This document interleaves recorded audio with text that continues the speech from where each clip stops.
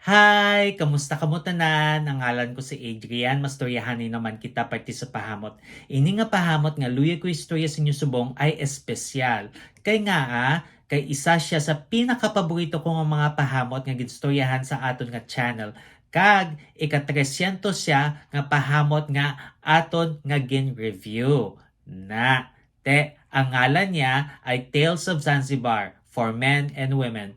Iyan ni siya ni Memoirs of a Perfume Collector.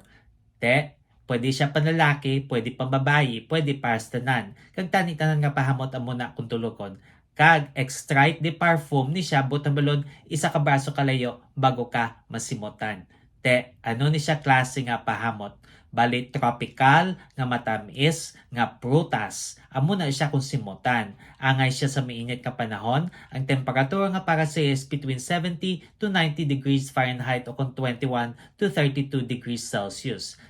Anong iyang mga nota? For the top, we have lime, blood mandarin, mint, kag pink pepper. Ang lime, maaslom kag malanga citrus. Blood mandarin nga matamis nga citrus, mint nga pampakahang nga mabugnaw, kag pink pepper nga pampakahang man nga mainit.